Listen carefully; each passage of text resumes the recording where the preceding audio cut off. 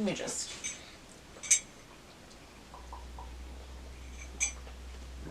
Gotta lubricate the throat. Talking a lot.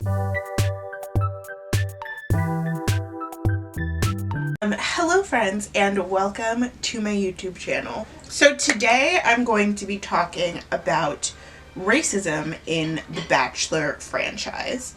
Not like the whole franchise, because I really only started watching this year. I really only started caring whenever Rachel Lindsay became the Bachelorette, but I only started watching this year. So, and you'll see a parallel between the reasons why I became interested in the franchise. But I feel like there's been something happening in the Bachelor franchise recently that really reveals how much this TV show isn't like set up to have people of color starring in it, or even to have people of color as like viable romantic options in it. I also want to say that there's probably going to be like potential spoilers for this season of The Bachelor in this video. I just want to say that like outright now, because I'm going based off of information that I have, and if you are interested in this season being a surprise for you, I don't want you to think that I'm going to maintain that integrity in this video. Okay, so I guess I want to start with like why I started watching The Bachelor. So I finally decided to watch it because this season is the first Black Bachelor that has ever been a part of the like, what is it, the, what is the word? Flagship. A part of the flagship show in the franchise.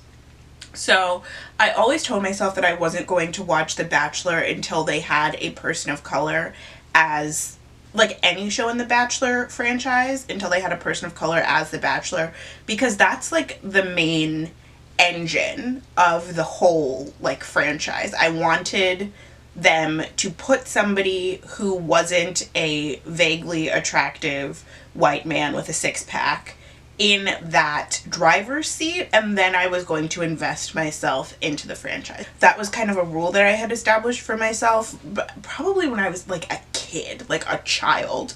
So, and now I'm about to turn 23 this year, so you can see how long it's taken for that to happen. Me and my friend Amanda, every Monday we text each other or we FaceTime and we watch the show together, and it's a grand old time. But basically, what has happened this season is that this girl, Rachael Kirkconnell, is the like main front runner for who is going to be chosen by the Bachelor Matt James to be his fiance and then eventually marry him. That's all well and good. I was interested in her in the beginning of the show because the producer, like her edit in the show has always been really favorable and positive. The producers have always kind of made her seem like a good person, like a viable option for Matt. Like she doesn't get involved in the drama. She's always kind of just like watching from the sidelines, and then whenever she interacts with Matt, there's like nice music playing underneath it or whatever. So I was interested in her in the beginning, and I told my friend Amanda I like her. I think she would be like a good choice for him.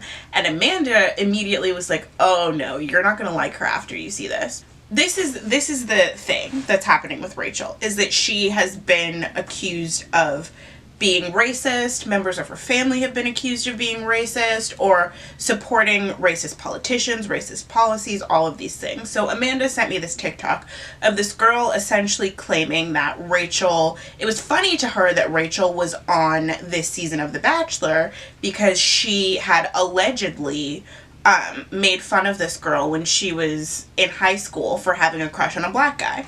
So that was the first thing where I was like, oh no, I changed my mind. I don't like her anymore. And I felt bad too, because I felt like the editing really got me. There's apparently this guy who's like really famous in the Bachelor franchise named Reality Steve, who like essentially predicts all of the seasons. And he said who the final four were going to be, like based off of his knowledge, and also that Rachael ends up winning this season of The Bachelor. I was upset because aforementioned alleged racism. And I was like, I really hope that this isn't true. I really hope that like somehow it's an accident and she doesn't end up winning, but I'm gonna keep watching to see where it goes. Okay, producers, I see you. You got me this time. But then I was like no longer Team Rachael. Since that TikTok was released, people have dug into her parents, who have like shared Fox News things to Facebook. They apparently seem to be Trump supporters, all of that stuff. So they've dug into her parents. You also have pictures of Rachael in, like, at Halloween parties with her friends who are dressed up as, like, Native Americans or dressed up as Mexicans. So essentially, like, making people's race a costume that they can wear, which in and of itself is racist. Like, don't debate me on that. It is racist because people in those groups have said that is racist. This picture was also in her likes. It's her liking a friend who has a MAGA hat on, like on Instagram. And then the most recent thing that I didn't even know about until a couple days ago was that Rachael was also, in 2018, she went to a fraternity formal that was themed after the antebellum South. So essentially it was a bunch of women dressed up as like Blanche Dubois. Is that what her name is? I don't know, the flower bitch from Gone with the Wind, Scarlett O'Hara.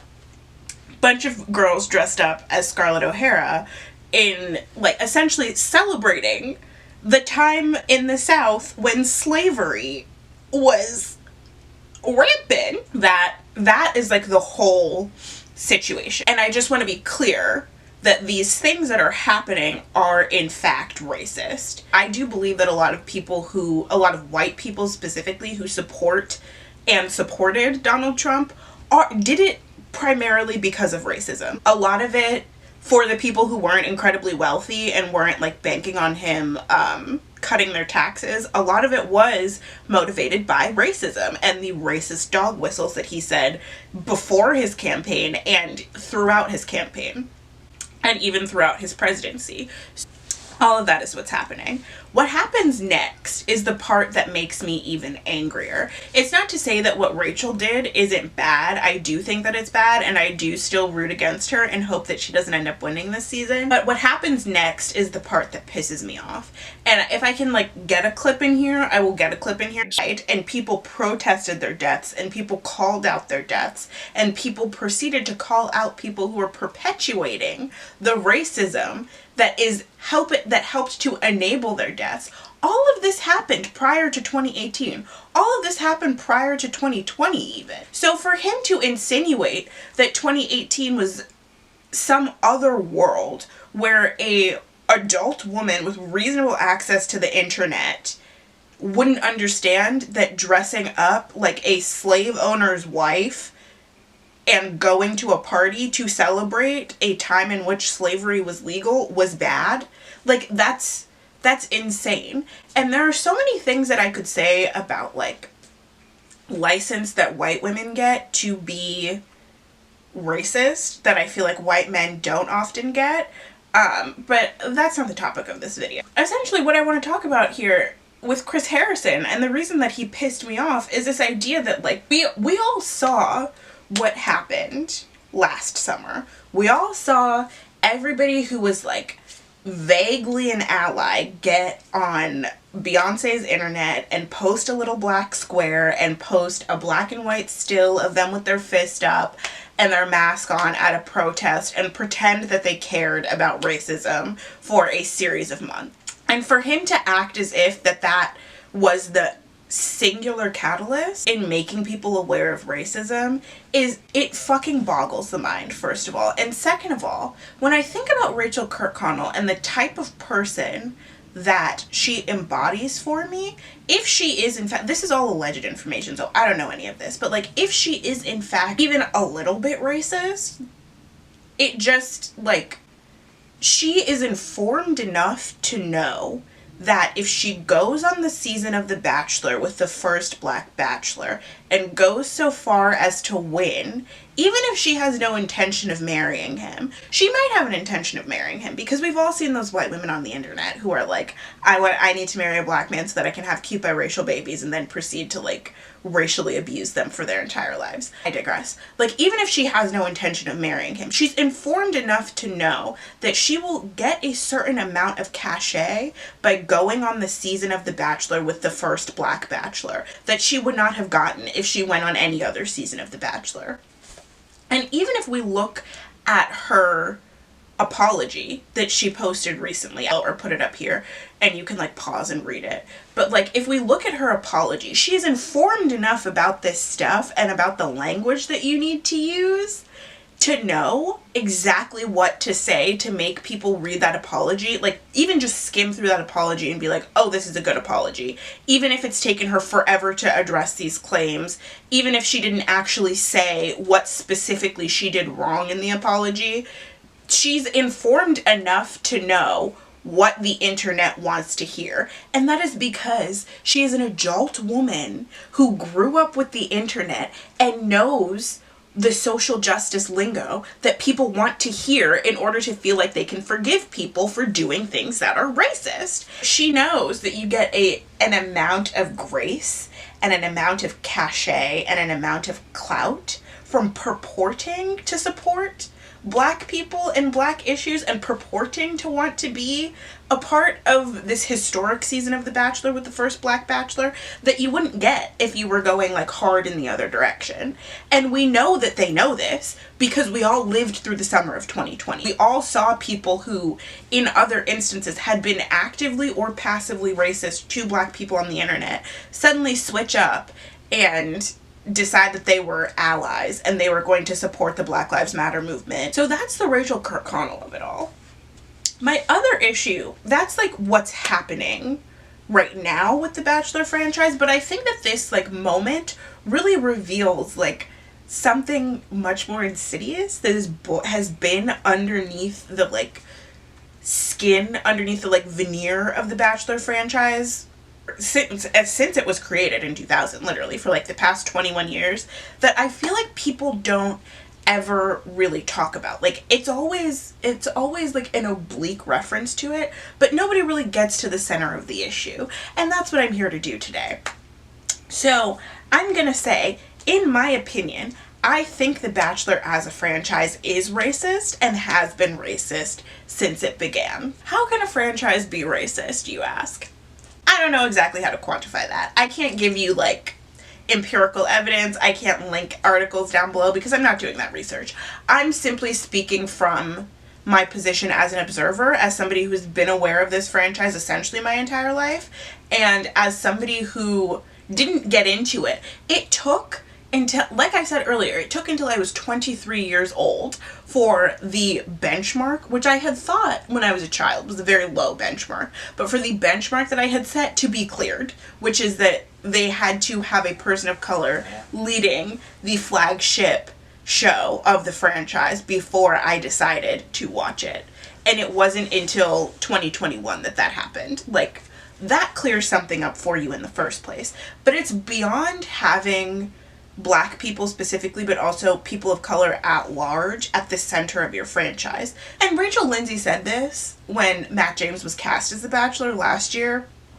I don't want to discount that, but like the issues with this franchise are not simply going to be fixed by the PR move of putting a person of color in the central role. You can't diversity and inclusion racism out of a system. Like, there has to be some kind of revolution or some kind of actual change that happens within the infrastructure of the system in order for it to be different. It has always felt to me that The Bachelor as a franchise is meant to cater specifically to the fantasies of white women of marriageable age. I'll be more specific. It's built to cater specifically to the fantasies of white women of marriageable age in the United States, and because of that, there has never been any kind of urgency to make this franchise inclusive to people who don't figure into those women's fantasies. Bachelor is it's doing two things. It's trying to cater to those women's fantasies while also producing a program that is entertaining and engaging enough for them to want to tune in week after week and year after year and see the shenanigans that are going. Because of that, because there is no urgency, there is no preclusion within that group of people, some amount of them are going to be racist. The notion that racist equals evil is something that everybody needs to disabuse themselves of, because there's no correlation whatsoever. There just isn't. Like, some evil people are racist, yes, but not all racist people are evil, you know? So I say that to say, like, any number of the white women that the Bachelor franchise is trying to cater to could be actively, passively, subconsciously racist. And because of that, they've never had any incentive to make anti-racism an active part of the franchise. There's never been any incentive, because the people that they're catering to probably don't think about race on a daily basis. They probably don't even really care about it that much, you know? So beyond having the perfunctory, like, one or two black men or one or two black women or, like, one Asian person on each season of The Bachelor and The Bachelorette, there's no other reason to even, like, consider race when building the seasons of this franchise. That gets to be a problem in the later years of the 21st century, when race and racism and anti-racism become bigger trending topics. So as much as this franchise is trying to cater to the fantasies of marriage-age white women, it also is trying to stay relevant and pull in, like, the way that anything functions under capitalism is to grow exponentially. And if they're going to pull in new viewers every year, they have to be doing things that get people talking. Part of that is seeing where the tide is turning, seeing how race is becoming more of a trending topic, and then using that to cast black people in the leading roles of The Bachelorette and The Bachelor. They do this, though, without any care or concern for the people that they are putting in the driver's seat of these franchises. And I want to say this too, because this is something that I've said on my podcast. I will definitely link that episode down below. You should go listen to it. But me and my friend Amanda, who I've been talking about, we made an episode of our podcast essentially talking about this first Black Bachelor. And what I said was that I never expected at the end of this season for him to choose a black woman to be his wife. I never expected at the end of Rachel Lindsay's season for her to choose a black man to be her wife, because her husband, sorry. Because I don't think that the way that this franchise functions enables, like, two black people or two Asian people or two, like, non-white Hispanic people coming together to form a couple. And that's because, as I've said, like, the people whose fantasy they're catering to, they have to be able to slot themselves into the fantasy. If I'm watching The Bachelorette and The Bachelorette is black, maybe I'm a racist white woman, or even not like an actively racist white woman. I just am somebody who can't see myself really relating to black people because they seem like a world different from me. But if I'm watching The Bachelorette and the men who are at the forefront throughout the entire competition are white men who I would be interested in dating as this white lady, yeah, I can still engage with the fantasy in that way, because it's not about Rachel Lindsay as much as it is about me pretending that I am her and that I am being chased after by these men. And now if I'm watching The Bachelor and Matt James is The Bachelor, I could find him incredibly handsome. I could think that he is an attractive man and I want to marry him, and he's got a white mom, so he's not that far away from me. But if the women who are at the forefront of the competition, I can't put myself in their shoes. I can't relate to them because I think in my head that because they are black, they're nothing like me, then I'm just going to be completely disengaged from the show. And I've seen that myself. Like, Rachael Kirkconnell is the frontrunner of this season of The Bachelor. In my head, I've seen things that mean that she is a racist white woman, and so I'm checked out because I don't want to see a racist white woman fall in love, because that doesn't I cannot connect to a white woman who I believe might be even a little bit racist. The same way that if I am like a white woman watching The Bachelor and there is a black woman who is the front runner and I can't see myself in black people for whatever reason, then it's going to be hard for me to slot myself into that fantasy. So there's like and you can even see that in the way that things are marketed. Like a movie like Love and Basketball, which is a romance movie, is marketed as a black movie first and foremost and a romance movie second, because they think that black people are the only ones who are going to be able to connect with that romance, and then if anybody else can, that's like extra. I don't know if any of that made sense. If you understood what I was saying, comment down below, because I hope that made sense to somebody. So I feel like The Bachelor as a franchise does not function to bring couples of color together. I'm thinking of that scene in Unreal. If you don't know what Unreal is, it's this show that's essentially like parodying The Bachelor, or it's like the real behind the scenes of The Bachelor, whatever. And the producers are saying, like, you can't have a black woman be a wifey in this show. Like, it's not, they are not the end game. It doesn't matter. Like, because she's black, she's not wifey material, because it would mess with the fantasy. So if I have that mindset, or if I assume that the producers have that mindset, the idea is that Rachel Lindsay or Matt James is going to end up with a white person. And so if they're going to end up with a white person, how do you create the most drama possible? You bring on a white person who may or may not be racist.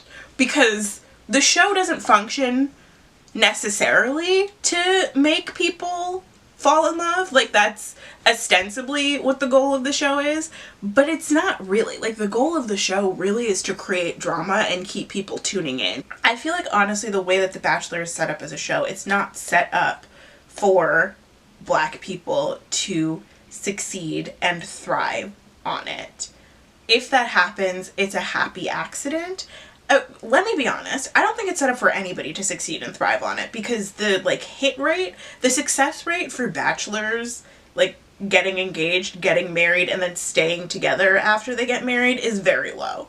The success rate for bachelorettes is, like, slightly higher, but, like, the show doesn't exist to make couples. It exists to make drama and to make more seasons of the show. And that becomes an even bigger problem when you're dealing with black people, because what's the easiest drama to create when you're dealing with black people? Racism. It's easy, it's low-hanging fruit, and honestly, like, this whole situation with Rachael Kirkconnell could have been prevented if the show actually functioned to make it so that Matt James would find the perfect woman for him who was going to be his wife. If I'm a producer on that show, even a cursory glance at her Instagram, I see a picture of her next to somebody in a Mexican Halloween costume, in a Native American Halloween costume. I scroll through her likes. She's liked a picture with a Confederate flag in it. To me, do not pass go. Like, you cannot be on this show, because even if it's not explicit racism, there's some implicit racism going on there, and I'm not going to allow you near the first black bachelor because you may or may not be racist. That's me as a producer. If a producer whose goal, if the goal of the show is to create drama, and I am a producer and I see that, I'm like, oh, this could be dramatic. Go ahead. Like, come on in. And I just don't think that that is the actual goal. I think that it's a bad environment already for the people who have been on it. It's an even worse environment if you're coming into it as a person of color. Do I think that the show shouldn't exist anymore? I mean, it's reality TV. Like, should any reality TV exist? That's a bigger question. It just has always been so clear to me who the base of this show is, like, who the show is being made for and who the show, like, explicitly isn't being made for, that I'm not surprised that this is happening. I fully expect it to happen again and again and again if they ever decide to have another person of color as the head of the franchise. And it just is like, it's not even really disappointing because I know what I'm dealing with, you know. I was having fun watching it until I learned that Rachel probably wins and she may or may not be racist. I don't know. I think that this is a show that I don't necessarily think that it's fixable, because it's not, the issues that it has are baked into its DNA and they're there for a reason. You know, I watched Flavor of Love and Rock of Love and I Love New York and Megan Wants a Millionaire and like all of those trashy love reality TV shows that were styled after The Bachelor when I was a kid. And I enjoyed them because I knew that they were purely entertainment. I knew that they solely existed for me to laugh at Flavor Flav and all of these ridiculous women who were pretending that they were madly in love with him. I knew that from the outset. So I think that it might be better for people to come to The Bachelor with this mindset of, oh, I'm just watching this for fun.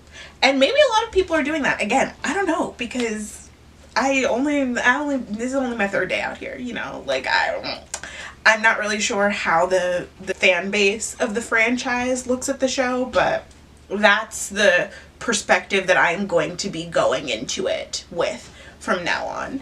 Because at the beginning I really bought into Matt's idea that he was here to find his wife and he was here to get married. But like knowing that Rachael wins, no you're not, man. Like that girl isn't ready to get married. Especially not, let me not say that. But that girl is not ready to get married. So if I do continue to watch this season, it will be purely through a lens of entertainment. And also with the understanding that Chris Harrison can suck an egg because racism was not invented in 2020. Like, are you dumb? What?